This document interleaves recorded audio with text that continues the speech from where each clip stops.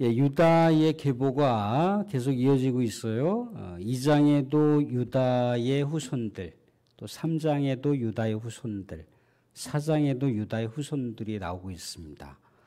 유다는 우리가 알다시피 야곱의 네 번째 아들이잖아요. 그죠? 네 번째 아들임에도 불구하고 굉장히 족보에서는 앞서서 우선적으로 다루고 있다라고 하는 것을 볼 수가 있습니다. 왜 넷째 아들을 가장 장자처럼 이렇게 앞세우는 이유가 뭘까요? 하나님에게는 유다라고 하는 인물이 특별하다는 겁니다.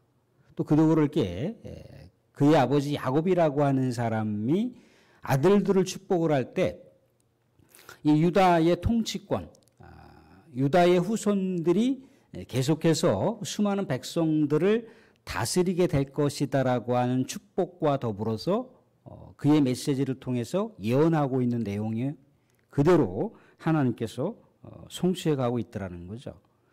유다의 가장 클라이막스를 찍었던 인물들이 있습니다. 유다의 후손 중에 다윗이라고 하는 인물이 있고 또 솔로몬이라고 하는 이름이 있어요. 그만큼 유다의 후손들은 중요하다라고 하는 것을 시사해 주고 있습니다. 1절에도 보면 유다의 아들들은 베레스와 헤스론과 갈미와 훌과 소발이라. 베레스는 말 그대로다가 며느리를 통해서 이 땅 가운데 출현하게 된 그런 이름이잖아요. 그죠? 굉장히 어떻게 보면은 유다의 인간적인 결격 사유를 내포하고 있습니다. 갈미라고 하는 이름은 우리가 여호수아를 보시게 되면 여리고성이 무너졌을 때 여리고성에 있는 모든 전쟁의 그 전리품들을 하나님께 바쳐야 되는 거였어요. 그 어떤 것이라 할지라도 전쟁에서 승리했다고 해서 그 전리품을 인간이 탈취할 수 있는 것이 아니라 오롯이 하나님한테 바쳐야 되는 거예요. 근데 우리가 알다시피 아간이라고 하는 사람이 거기서 이제 좀 귀중품을 이렇게 훔쳤잖아요. 그죠? 자신의 욕망을 이기지 못하고 귀중품을 품었는데 우리가 알고 있는 대로 그 아간이라고 하는 아버지가 갈미라고 하는 인물로 등장을 합니다. 특별히 여기서 우리가 많은 인물들이 나오는데 드고아라고 하는 이 5절에 드고아라고 하는 인물은 인물이기도 하고 지역이기도 하고 굉장히 중요한 인물이자 중요한 지명을 내포하고 있어요. 근데 이렇게 어떻게 보면 우리가 발음하기도 좀 쉽지 않은 이 외래어와 같은 이런 표현들이 계속해서 등장을 하고 있잖아요. 그죠? 근데 이 이름들이야말로 정말 굉장히 소중한 이름들이라는 겁니다. 굉장히 우리 하나님의 구속사의 주옥과 같은 그런 보배로운 이름들이라고 하는 걸 알 수가 있어요. 우리 이렇게 순교지에 가보게 되면 그 순교당했던 지역에 이렇게 커다랗게 순교당했던 사람들의 이름이 기록되어 있어요. 연세가 지긋하신 분부터 시작을 해서 막 이제 겨우 갓 태어난 이제 막 한 100일이나 됐을까 그런 아이들도 무자비하게 이렇게 순교가 되어서 순교자의 대열에 합류해 나왔던 그런 이름들이 다 이렇게 빼곡하게 기록이 되어 있습니다. 다 하나님의 영혼 구원, 하나님의 구속사에서는 굉장히 중요한 인물들이죠, 그죠? 그래서 이 인물들은 여러 가지 인간적인 어떤 한계와 인간적인 그런 여러 가지 미진한 요소들이 있지만 끝까지 믿음을 지켰다라고 하는 것이 공통된 요소라는 겁니다. 우리가 요한계시록을 보게 되면 빌라델비아 교회를 향해서 우리 하나님께서 칭찬해 주시는 주님께서 빌라델비아 교회가 어떠하게 될 것이다라고 하는 칭찬하는 대목을 볼 수가 있어요. 근데 칭찬하셨을 때 그 전제는 뭐냐면은 믿음을 수고로이 지킨 자들. 믿음을 끝까지 수고로이 지킨 자들은 어떻다는 겁니까? 하나님께서 그 이름을 기억하신다는 거예요. 심지어 예수님께서 그 이름 위에 자신의 이름을 세운다까지 얘기를 하고 있어요. 그죠? 아니 그 이름 위에 예수님께서 자신의 이름을 세운다라고 하는 의미가 뭘까요? 누구는 내가 그 믿음을 인정을 해. 그렇게 우리 주님께서 표식을 해준다는 거예요. 누구는 짧게 살았지만 내가 너 믿음만큼은 내가 정말 가슴속으로 품었고 내가 끝까지 너를 붙들기 위해서 너 믿음을 지지해 왔어. 그러면서 주님께서 뭔가 그 안에 표식을 해주겠죠. 그죠? 연세가 또 지긋하신 분은 연세가 지긋하신 분대로다가 교회 또 여러 직분자들은 또 직분자들대로다가 우리 주님께서 그렇게 뭔가 증표를 남겨놓으신다는 거예요. 그게 빌라델비아 교회를 향한 우리 주님의 축복의 메시지예요. 그러니까 빌라델비아 교회가 적은 능력을 가졌지만 얼마나 우리 주님 앞에 깨어있는 믿음, 순교자적인 믿음을 지켰는지에 대해서 예수님께서 칭찬하시면서 그러한 놀라운 미래의 축복의 이름을 남겨놓으신다고 얘기하고 있습니다. 유다라고 하는 인물이 그렇다는 거죠. 이미 야곱이 그런 예언을 주고 있고 야곱이 축복을 하고 있지만 유다의 후손들은 계속해서 믿음을 아름답게 지킨 것을 우리는 알고 있습니다. 이 위대한 인물들이 결국은 어떻다는 겁니까? 이 인물들을 통해서 하나님의 나라가 계속해서 진행되어 왔다는 거예요. 그런데 그 인물의 그 조상격에 해당되는 사람이 유다라는 거죠. 유다라고 하는 인물은 정말 그 나라와 민족이라고 하는 어떤 혈통이라고 하는 그 차원으로도 오늘날 우리가 보존되어 있고 또 오늘날 그게 혈통이라고 하는 그런 민족 정기의 모습도 남겨져 있지만 유다라고 하는 지리적인 차원의 모습도 남겨져 있다는 거예요. 그러니까 하나님의 나라가 이 유다 후손들을 통해서 정말 더욱더 놀랍게 사용되었다라고 하는 것을 보여주고 있는데 이 유다의 후손들 중에 우리가 오늘 특별히 주목할 수 있는 인물이 있습니다. 여러 인물이 있지만 구절을 보시면 야베스라고 하는 인물이 있어요. 그죠? 야베스라고 하는 이름은 원래 본디 그 뜻이 슬픔과 고통이라고 하는 의미를 내포하고 있어요. 슬픔과 고통이라고 하는 이름을 내포하고 있는데 그도 그럴 것이 그의 어머니가 이 야베스를 출산할 때 굉장히 고통스럽게 어렵게 힘들게 이렇게 해산을 했던 것 같아요. 그래서 이름을 그렇게 슬픔이다, 수고롭다, 고통이다라고 하는 이름을 지었는지 모르지만 그의 출생 이력은 이렇다 할지라도 그는 어떠한 인생의 어떤 그 놀라운 축복을 받고 있었느냐면 9절을 보시면 이런 얘기를 볼 수가 있습니다. 야베스는 그의 형제보다 귀중한 자라. 그의 어머니가 이름하여 이르되 야베스라 하였으니 이는 내가 수고로이 낳았다 함이었더라. 그의 형제보다 귀중한 자라. 이름이라고 하는 의미는 슬픔과 고통인데 그가 살아가는 삶의 정체성은 많은 사람들한테 추앙을 받고 많은 사람들 앞에 영광을 받는 그런 존재가 되었다라는 거예요. 그러니까 본인이 그렇게 뭔가 노력을 해서라기보다도 하나님의 전적인 은혜, 하나님의 전적인 이 야베스의 인생 가운데 개입해 주지 않으셨다면 야베스가 그렇게 많은 사람들에게 칭송받고 많은 사람들에게 영예를 받는 그런 삶을 누리기라고 하는 것은 어렵겠죠. 그죠? 그러면 야베스가 어떻게 그의 인생을 살았을까? 분명히 그는 굉장히 뭔가 인생 자체가 굉장히 불우했던 인생이잖아요. 그죠? 출산 자체부터 뭔가 엄마가 난산의 고통을 통해서 낳았다라고 하는 것. 그것은 뭘 얘기해주고 있는 거냐면 이 야베스라고 하는 사람의 출신 성분일 수도 있습니다. 야베스라고 하는 사람이 어떤 자신의 어떤 그 가족의 배경 가운데서 가장 어렵고 힘든 그런 어떻게 보면 형제들이나 가문으로부터 냉대받는 그런 입지 조건 가운데서 태어났을 수도 있다는 거예요. 그러니까 누구 하나가 이 어머니가 야베스를 출산할 때 뭐 누군가가 축복을 해준다든가 축하를 해준다든가 수고했다고 격려를 해준다든가 그런 사람이 없었다라고 하는 걸 얘기해주고 있는 거예요. 굉장히 슬픔 가운데 그렇게 외로움 가운데 그의 어머니가 야베스를 낳았지만 야베스는 정말 위대한 인물이 되었고 또 많은 사람들이 바라봤을 때 정말 영광스러운 존재가 되었는데 그 근거가 오늘 말씀 가운데 등장을 하고 있습니다. 10절을 보시면 이런 얘기를 볼 수가 있어요.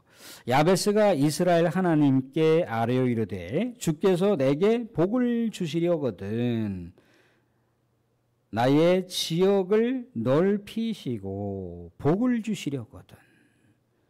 그러니까 야베스는 자신의 어떤 인생 자체가 불우한 이력과 또 여러 가지 삶의 배경에서 우울한 삶의 배경이 있다 할지라도 거기 안에서 함몰되어지 않았다는 거예요. 내 인생이 왜 이럴까? 내 인생은 왜 이렇게 지지리도 복이 없을까? 뭐 우리가 믿는 사람들도 그냥 그렇게 자신의 인생의 그 모습이 이렇게 한탄스러울 때 얘기하잖아요. 그죠? 내 팔자가 이런가? 내 운명이 이런가? 나는 왜 이렇게 그런가? 그러면서 이제 스스로에 대해서 이렇게 뭔가 슬픔과 아픔과 그 탄식을 이렇게 토로하는 그런 우리의 어떤 여러 가지 안타까운 사연들도 우리 누구에게나 믿음의 사람이라 할지라도 있을 수 있다는 거예요. 그런데 거기에 그가 제한적으로 갇히지 않았다는 거예요. 거기서 일어났다는 겁니다. 거기서 비록 햇빛이 들어오지 않는 어둠의 그런 장막이 드리워져 있는 삶의 출발점이라 할지라도 그 출발점에서 야베스는 하나님을 바라봤다는 거예요. 하나님께 복을 빌었습니다.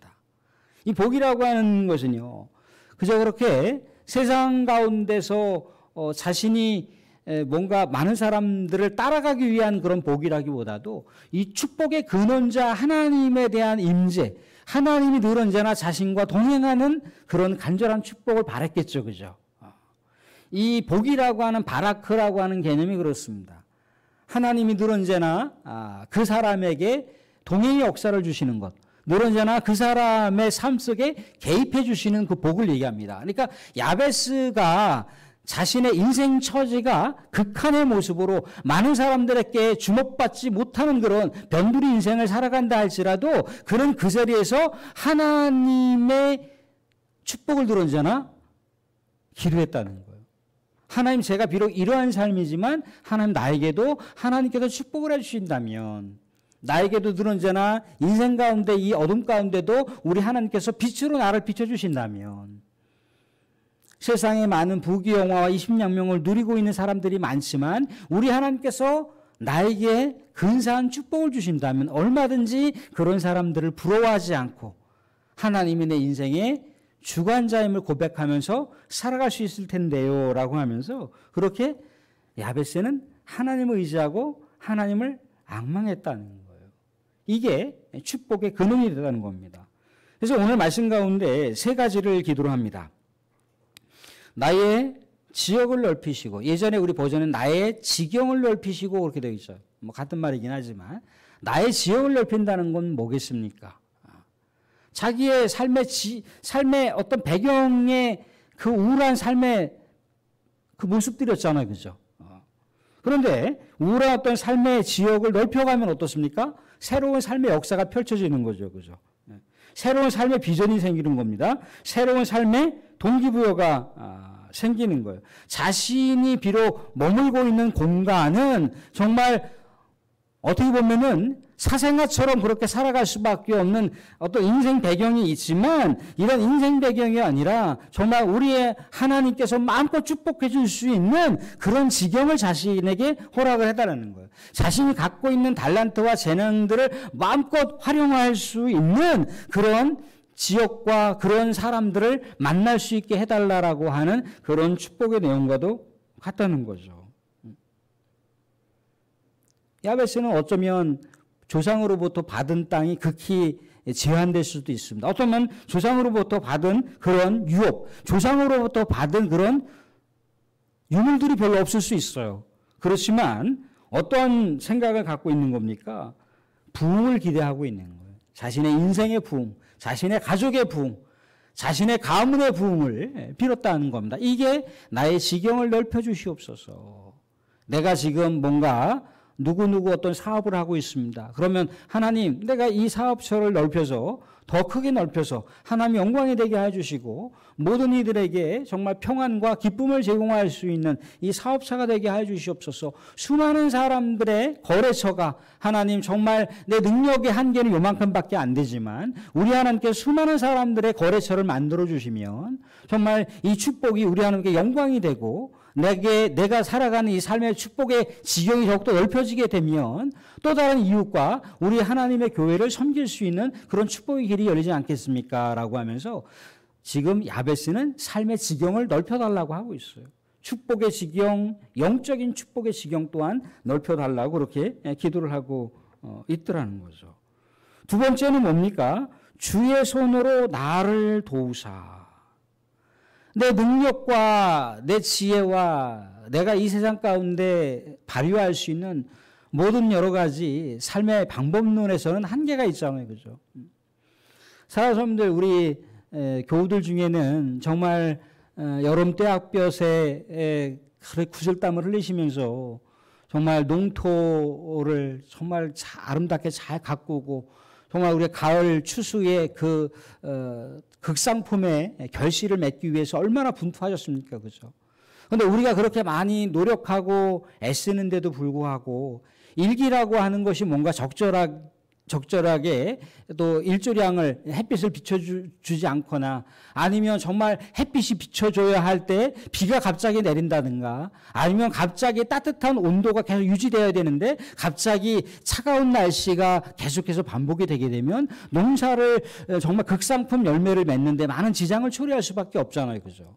그렇기 때문에 우리는 여전히 우리 하나님 앞에 겸손하게 나아갈 수밖에 없습니다. 우리의 인간의 노력과 인간의 한계가 여기까지지만 하나님께서 그 한계의 영역 가운데 도와주시면 정말 나의 삶의 터전과 내가 우리 하나님을 생각하면서 기도하는 마음으로 가꾸었던 이 농토가 하나님의 존귀한 열매를 맺혀져 하나님의 영광이 되고 또 좋은 결실을 통해서 또 여러 가지 물질적인 축복도 얻을 수가 있는데 우리 하나님께서 도와주시지 않으면 이런 것이 다 뭔가 우리 마음속에 낭패를 맞이할 수밖에 없는 그런 한계가 있지 않습니까? 그죠? 그래서 지금 야베스는 주의 손으로 나를 도우사. 손이라고 하는 건 하나님의 권능이잖아요. 그죠? 하나님의 임재입니다. 그래서 늘 언제나 성숙한 신앙의 삶을 살기 위해서는 하나님의 능력을 또한 우리가 갈망을 해야 됩니다. 하나님의 능력이 임했을 때와 내 능력을 발휘할 때와 하나님의 능력이 임했을 때는 너무나 현격한 차이를 가져올 수밖에 없는 거죠. 그죠? 그래서 우리가 노력을 하지만 우리가 최선을 다하지만 하나님의 능력이 우리가 살아가는 삶의 형편 가운데 나타나야만 믿음의 백성들이 이 세상 살아가는데 믿음의 저력을 또한 뿜어낼 수가 있지 않겠습니까? 그죠? 야베스는 주의 손으로 나를 도와주십시오. 그렇게 간절히 기도하고 있었다는 거예요. 또 마지막으로 이런 기도를 하고 있습니다. 나로 환난을 벗어나 내게 근심이 없게 하옵소서. 이 야베스는 자신의 어떤 삶에 그런 환난이라고 하는 그림자가 끊임없이 쫓아다녔던 것 같아요. 끊임없이 불우한 환경이 이 야베스의 삶을 가두었던 것 같아요. 뭔가 획기적인 어떤 일들을 추진하려고 하면 이 야베스의 발목을 낚아채 버렸던 것 같아요. 그래서 이런 상황 속에서도 야베스는 뭘 기도하고 있습니까? 하나님, 내가 근심에 사로잡히는 인생이 아니라 이 환난 가운데 내가 매몰되는 인생이 아니라 이 환난에서도 벗어나게 해주시고 근심이 없게 하셔서 아버지 하나님의 축복의 근원자가 되게 하여 주십시오. 축복을 나눠줄 수 있는 축복의 통로자가 되게 하여 주시옵소서. 그렇게 기도하고 있는 야베스의 모습을 봤다는 거예요. 그런데 이렇게 야베스가 하나님을 갈망하면서 하나님께 나의 지경을 넓혀 주십시오. 주님의 능력이 나에게 임하여 주시옵소서. 내가 이 환난과 어려운 처지를 벗어나 아버지 하나님의 놀라운 은혜의 삶을 내가 살게 해 주시옵소서라고 기도했을 때 하나님께서는 어떻게 응답하였다라고 나와 있느냐면, 자, 우리가 10절 말씀 같이 한번 읽어보겠습니다. 10절 말씀 같이 읽어봅니다. 같이 시작. 야베스가 이스라엘 하나님께 아뢰어 이르되 주께서 내게 복을 주시려거든 나의 지역을 넓히시고 손으로 나를 도우사 나로 환난을 벗어나 내게 근심이 없게 하옵소서 하였더니 하나님이 그가 구하는 것을 허락하셨더라. 무슨 얘기겠습니까? 야베스가 기도하는 것을 하나님께서 응답하셨다는 거죠. 간절히 원하는 대로다가 야베스에게 하나님의 능력을 주셨다는 거죠. 야베스의 삶의 배경에 그 연약한 지점들, 그 지경들을 훨씬 더 넓혀주셨다는 거죠. 또한 야베스가 환난과 근심 가운데 있을 때 환난과 근심으로부터 벗어나게 하셔서 그의 삶 가운데 웃음과 기쁨이 있게 하셨다는 거죠. 그러니까 한마디로 말하자면 하나님께서 야베스의 삶을 꼭 붙들어 주셨다는 거예요. 야베스가 정말 우리 야곱의 후손이자 유다의 후손이었던 이 야베스가 많은 사람들이 정말 다 같이 그렇게 주목할 수 있을 만한 그런 놀라운 축복을 그가 누리고 살았다는 거예요. 그래서 야베스가 정말 슬픔과 고통과 눈물이라고 하는 이름의 한계, 그 어려운 지경 가운데 태어났지만 뭐라고 나와 있었다라고 합니까? 많은 형제들보다 귀중한 자, 많은 형제들보다 더욱더 존중받는 영예로운 자로서의 삶을 살았다라고 나와 있어요. 이게 뭐 때문에 가능했다고요? 하나님을 갈망하면서 기도했기 때문에 가능했다라고 하는 것을 우리가 말씀 가운데 생각해 볼 수가 있습니다. 말씀했습니다. 우리 사랑하는 성도들, 기도의 사람들은 언제나 어느 형편에 있든지 기도하게 됐을 때 하나님은 반드시 응답을 해주신다는 거예요. 환난 날에 부르짖으라 내가 건지리라 하늘의 크고 은밀한 일을 보여주신다라고 그렇게 약속을 하고 있습니다. 우리는 언제나 우리의 운명을 우리가 한탄스러워하실 것이 아니라 운명을 딛고 일어나서 나에게는 우리 주님께서 응답하실 수 있는 기도가 있지. 기도의 카드를 마음껏 사용하시고 주의 은혜와 능력을 구하고 우리의 축복의 지경을 넓혀가는 그런 간구를 우리의 하나님을 앙망하면서 기도했을 때 하나님 분명히 그 기도를 응답하시고 우리의 인생 가운데 들어오셔서 그 기도가 이루기까지 그 성취가 다 되기까지 우리를 떠나지 아니하신다고 하고 있습니다. 언제나 또 깨어서 기도하는 가운데 또 우리가 삶을 주님의 능력이 임하여 달라라고 하는 기도를 하는 가운데 또한 우리의 삶의 지경의 축복이 더욱더 넓어지기를 우리의 인생과 우리의 가정 가운데 부흥의 역사가 일어나기를 간절히 소망할 때 우리 하나님께서 어떻게 우리 사랑하는 성도님들의 삶의 배경 가운데 나타나시는지를 우리가 또 헤아리면서 살아가는 복된 성도가 되실 수 있기를 주님의 이름으로 축원드립니다. 아멘.